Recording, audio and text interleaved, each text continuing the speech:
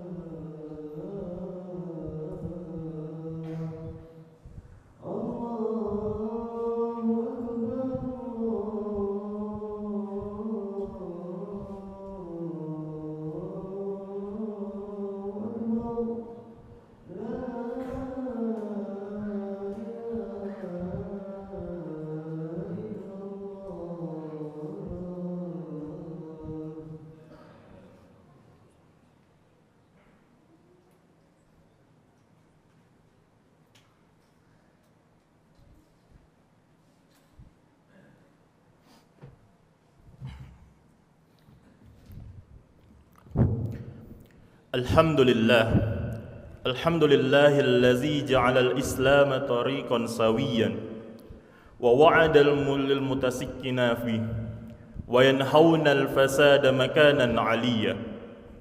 Ashhadu an la ilaha illallah wahdahu la syarika lah syahadata man huwa khairum maqama wa ahsanu nadiyya. Wa ashhadu anna sayyidana Muhammadan abduhu wa rasuluh al-muttasifu bil makarim kibaran wa sabiyan. Allahumma fasalli wa sallim ala sayyidina Muhammad kana sadiqal wa'di wa kana rasulan nabiyya wa ala alihi wa sahbihi allazina yuhsinuna al-islamahum wa lam yaf'alu syai'an qawiyya. Amma ba'du, faya ayyuhal hadirun rahimakumullah, uzini nafsi wa iyyakum bitaqwallahi faqad fazal muttaqun.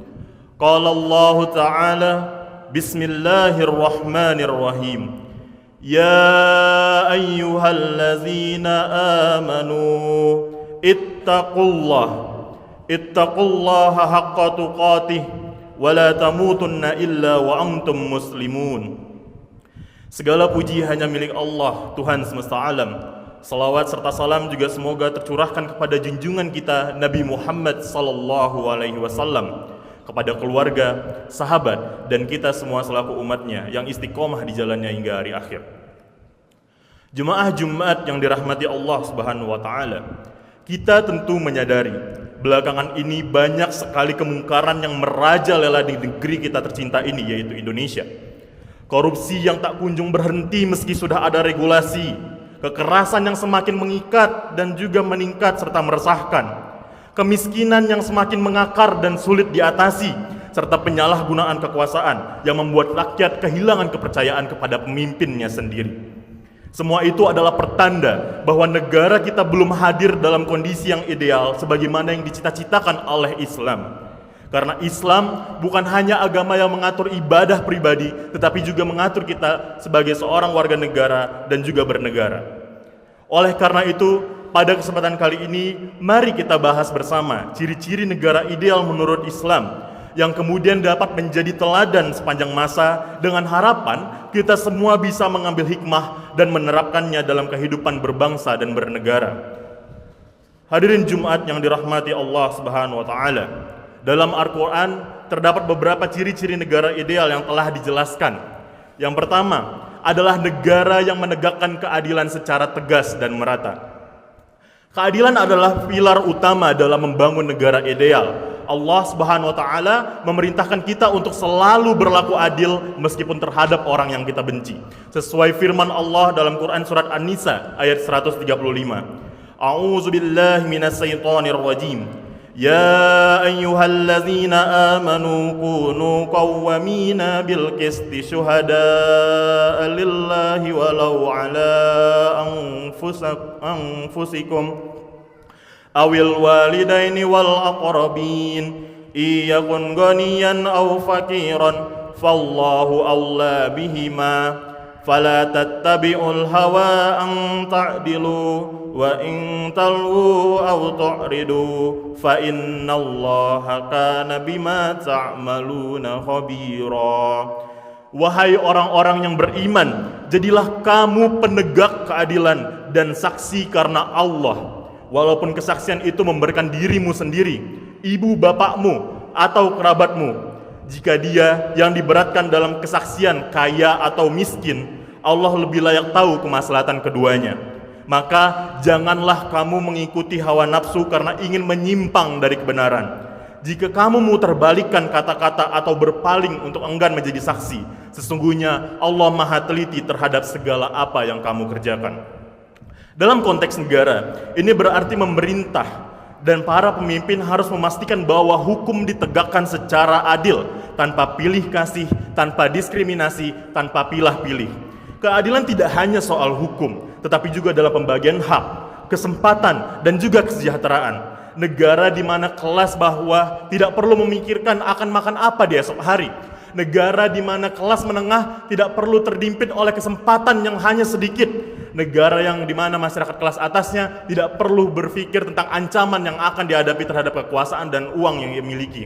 Rasulullah SAW bersabda, sesungguhnya yang paling berat di timbangan amal seseorang pada hari kiamat adalah keadilan. Hadis riwayat Tirmizi. Yang kedua, ciri-ciri negara ideal menurut Islam adalah pemimpinnya yang bertakwa, amanah, dan menjadi pelayan rakyat. Pemimpin dalam Islam bukanlah penguasa yang berkuasa atas rakyat untuk kepentingan pribadi, tetapi pelayan yang bertanggung jawab atas rakyatnya di hadapan Allah Subhanahu wa taala kelak. Rasulullah SAW bersabda, setiap kalian adalah pemimpin dan setiap pemimpin akan dimintai pertanggungjawaban atas rakyatnya. Hadis riwayat Bukhari dan Muslim. Jelas dalam hadis ini dapat kita maknai bahwa setiap individu adalah pemimpin, baik dari lingkup terkecil, keluarga misalnya, bahkan hingga yang terbesar yakni sebuah negara. Allah juga menegaskan dan memastikan bahwa tidak satupun luput akan pertanggungjawaban di dalam hari kiamat kelak sebagai seorang pemimpin. Allah juga menjelaskan dalam firman Quran surat Al-Baqarah ayat 247 yang artinya, Nabi mereka berkata kepada mereka, sesungguhnya Allah telah mengangkat Talut menjadi rajamu. Mereka menjawab, bagaimana mungkin dia memperoleh kerajaan kekuasaan atas kami, sedangkan kami punya lebih berhak atas kerajaan itu daripadanya, dan tidak diberi kekayaan yang banyak. Nabi mereka menjawab, sesungguhnya Allah telah memilihnya menjadi raja kamu dan memberikannya kelebihan ilmu dan juga fisik. Allah menganugerahkan kerajaannya kepada siapa yang dia kehendaki. Allah maha luas, lagi maha mengetahui. Tentu kita paham bahwasanya pemimpin yang ideal bagi suatu negara bukanlah pemimpin yang banyak pundi-pundi harta ataupun yang tak pernah berhenti sedikit pun diliput oleh banyak mata. Seharusnya justru pemimpin yang ideal adalah pemimpin yang bertakwa, ilmu yang cukup, keberanian untuk menjalankan amanah tanpa takut tekanan pihak manapun. Yang ketiga adalah tentang bagaimana pemberdayaan ekonomi suatu negara tersebut berorientasi pada pemerataan kesejahteraan. Islam menjadi pionir dalam hal tersebut. Islam sangat menekankan pada sistem ekonomi yang adil, seperti kewajiban zakat dan sedekah untuk menghilangkan kemiskinan dan ketimpangan sosial. Bagaimana? Dalam firman surat Quran At-Taubah ayat 60, Innamas shadaqatu lil fuqara'il wal masakinina wal 'amilin 'alaiha wal mu'allafati qulubuhum wa fir riqabi wal gharimin wa fi sabilillahi wa banis sabil faridatan minallah wallahu alimun hakim. Sesungguhnya zakat itu hanyalah untuk orang-orang fakir, orang-orang miskin. Maka para amil zakat, orang-orang yang dilunakkan hatinya atau musafir, untuk memerdekakan para hamba sahaya atau budak, untuk membebaskan orang-orang yang berutang, dan juga untuk Allah dan untuk orang-orang yang sedang dalam perjalanan yang memerlukan pertolongan. Sebagai kewajiban dari Allah, sesungguhnya Allah Maha mengetahui lagi Maha bijaksana. Sehingga sudah sangat jelas bahwa seharusnya zakat, sedekah atau pajak yang kita bayarkan sebagai seorang warga saat ini dimanfaatkan dengan sebaik-baiknya dengan orientasi pada kesejahteraan masyarakat secara umum. Maka suatu hal yang sangat ironi ketika bantuan yang seharusnya digunakan untuk membantu rakyat justru disalurkan dengan tujuan untuk mengikat suara rakyat. Yang keempat, itu adalah tentang bagaimana negara yang ideal menegakkan hukum dan keamanan yang tegas, adil, dan berlandaskan syariah. Sistem hukum harus jelas, adil, dan ditegakkan tanpa pengecualian agar masyarakat merasa aman dan terjamin haknya. Allah Subhanahu wa taala berfirman juga untuk menegaskan betapa pentingnya hal ini dalam Quran surat Al-Maidah ayat 8. Ya ayyuhallazina amanu kunu qawwamina lillahi syuhada'a bil qist wa la yajrimannakum syana'anu qaumin 'ala alla ta'dilu i'dilu huwa aqrabu littaqwa wattaqullah innallaha khabirum bima ta'malun. Wahai orang-orang yang beriman, jadikanlah kamu penegak kebenaran karena Allah dan saksi-saksi yang bertindak dengan adil. Janganlah kebencianmu terhadap suatu kaum mendorong kamu untuk berlaku tidak adil. Berlakulah adil karena adil itu lebih dekat kepada takwa. Bertakwalah kepada Allah, sesungguhnya Allah Maha teliti terhadap apa yang kamu kerjakan. Para hadirin Jumat yang dirahmati Allah Subhanahu wa taala, dalam firman ini Allah menunjukkan bahwa keadilan adalah suatu objektif yang harus dicapai terlebih bagi pemerintah, khususnya penegakan hukum. Bahkan sifat emosional manusia seperti kebencian tidak sama sekali dibenarkan menjadi alasan atas perbuatan yang tidak adil. Maka dari itu, ini seharusnya kita pertanyakan dengan kritis. Sudahkah hukuman yang diberikan kepada pelaku setimpal akan perbuatannya saat ini? Sudahkah kita merasa aman membela diri ketika diri kita tidak melakukan kesalahan? Dan semua pertanyaan yang cukup untuk menunjukkan bahwa keadilan bukan sekedar angan-angan semata di negeri ini. Para hadirin Jumat rahimakumullah, terdapat suatu kisah di zaman dahulu pada zaman Khalifah Umar bin Abdul Aziz yang memimpin dan mencerminkan bagaimana seorang pemimpin dan negara ideal seharusnya eksis saat ini. Saudaraku, dalam sejarah Islam terdapat seorang khalifah yang menjadi contoh nyata negara ideal dalam Islam, Umar bin Abdul Aziz. Beliau hanya memimpin sekitar 2 tahun 5 bulan, tetapi mengubah keadaan negeri menjadi jauh lebih baik. Umar bin Abdul Aziz dikenal sebagai pemimpin yang adil, zuhud, dan sangat memperhatikan kesejahteraan rakyatnya. Ia pernah berkata, "Aku adalah hamba Allah yang memimpin kalian, bukan raja yang harus disembah." Ini menunjukkan betapa zuhudnya beliau menjadi seorang pemimpin yang saat itu ditunjuk. Lalu yang kedua, beliau memutuskan pengurangan pajak bagi rakyat, memperketat pengawasan pejabat agar tidak melakukan korupsi, serta memprioritaskan pembangunan fasilitas sosial dan pendidikan seperti Baitul Mal dan lainnya. Bahkan ada suatu kisah di mana Khalifah Umar bin Abdul Aziz kesulitan untuk mencari penerima zakat di negeri tersebut dikarenakan di wilayah yang ia pimpin masyarakatnya sudah hidup berkecukupan semuanya. Yang kedua, kisah lainnya dari kisah Umar bin Abdul Aziz adalah ketika ia makan sarapan berupa roti dan madu yang diberikan oleh istrinya. Ia setelah selesai menyantapnya lalu bertanya kepada istrinya, dari manakah roti dan madu ini dibeli? Lalu ia menjawab Istrinya menjawab bahwasanya roti dan madu itu dibeli oleh 2 pelayan istana yang pergi ke toko roti dan madu menggunakan kendaraan pos negara. Mengetahui hal tersebut, beliau terkejut bukan main. Mengapa? Katanya, sebuah perusahaan atau fasilitas milik negara sudah semestinya tidak digunakan untuk kepentingan pribadi, bahkan untuk kepentingan perut pemimpinnya. Maka dari itu, ia mengambil madu yang tersisa, lalu menjualnya ke pedagang di pasar. Dan akhirnya, ia mengumpulkan uang tersebut dan diserahkan ke Baitul Mal, dengan harapan uang tersebut dapat menggantikan biaya operasional dari kendaraan pos negara yang digunakan untuk membeli roti dan madu sarapannya. Tentu para hadirin Jumat rahimakumullah, kita dapat mengetahui bahwasanya kisah-kisah ini memang terjadi di masa lampau, tetapi kemudian ini dapat menjadi suatu refleksi dan juga melihat bagaimana kita seharusnya bersikap sebagai seorang warga negara, serta bagaimana seharusnya negara hadir kepada kita, masyarakatnya, untuk bisa menjamin keadilan, kesejahteraan, keamanan, dan hal-hal yang seharusnya sudah semestinya menjadi hak kita semua. Semoga Masyiral muslimin Jumat yang dirahmati Allah, kisah ini seharusnya cukup untuk membuat kita bertanya. Pertama, sudahkah negara ideal ini mencerminkan dari cerminan negara kita saat ini? Yang kedua, apa yang dapat kita perbuat sebagai warga negara, dimulai dari diri sendiri untuk mewujudkan segala hal yang kita sebutkan sebagai negara ideal dalam Islam. Semoga semua ini bukan hanya sekedar mimpi semata, tetapi menjadi bagian dari cita-cita untuk kita semua mau memperbaiki negeri kita tercinta Indonesia, dimulai dari diri sendiri. Barakallahu wa lakum fil Qur'anil azim wa nafa'ani wa iyyakum bima fihi min ayati wa zikril hakim. Aqulu qawli hadza fa astaghfirullahal azim innahu huwal ghafurur rahim.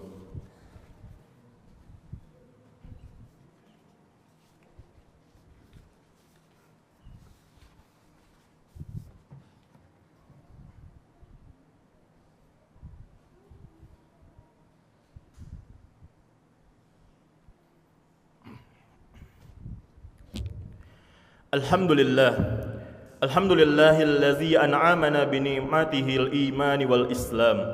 Wassalatu wassalamu ala sayyidina Muhammadin khairil anam wa ala alihi wa ashabihil kiram.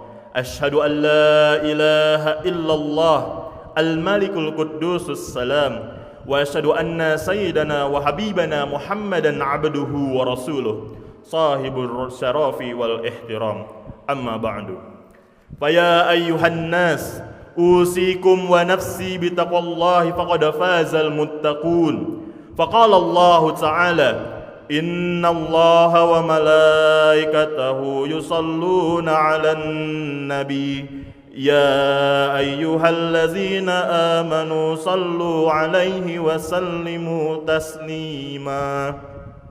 Allahumma salli wa sallim ala sayyidina Muhammad wa ala ali sayyidina Muhammad kama sallaita ala sayyidina Ibrahim wa barik ala sayyidina Muhammad wa ala ali sayyidina Muhammad kama barakta ala sayyidina Ibrahim wa barik ala sayyidina Muhammad wa ala ali sayyidina Muhammad fil alamin innaka Hamidum Majid.